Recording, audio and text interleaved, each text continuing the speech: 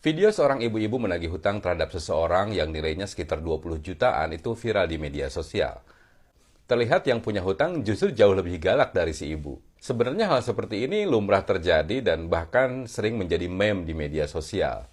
Niat nagih hutang, yang ditagih lebih galak. Biasanya kan kalimat-kalimatnya seperti itu. Tapi saya ingin coba keluar dari cerita awal yang tadi saya sebutkan. Artinya video ini akan lebih umum saja, bukan tentang si ibu dan si bapak yang ditagih hutang 20 jutaan itu yang katanya tertipu. Karena tentu saya tidak ada di lokasi dan saya tidak tahu cerita yang sebenarnya itu seperti apa. Yang menarik buat saya adalah justru adalah ketika dalam sebuah pertemanan ada pinjam-meminjam uang. Nah, biasanya ini akan menjadi masalah dalam pertemanan.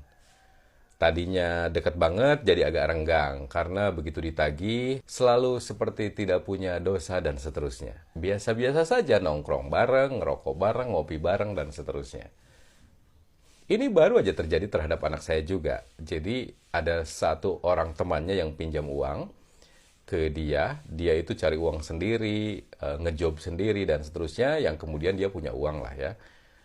Udah capek-capek begitu, kemudian uangnya dipinjam. Karena nggak enak ya dikasih kan. Ternyata sudah beberapa bulan ini nggak bayar-bayar dan mulai anak saya mulai malas untuk menagih. Malasnya lebih ke nggak enak sih, karena satu tongkrongan bareng. Nah, mungkin hal seperti ini juga sering dirasakan oleh teman-teman. Yang kemudian justru kita balik nggak enak untuk nagih karena orang yang punya hutang justru seperti biasa-biasa aja. Seperti nggak punya hutang, seperti nggak punya dosa. Paling nggak untuk bilang, sorry ya, belum bisa bayar pun nggak dilakukan. Bagi kamu yang di circle pertemanannya sering meminjamkan uang ke teman yang lain, pasti kamu akan banyak temennya.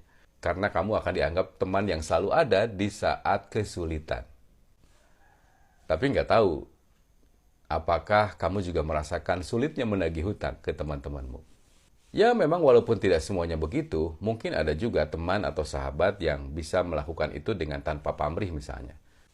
Maka ada istilah, kalau memang kita punya uang, mendingan ngasih deh daripada dipinjemin, tapi nggak balik-balik uangnya.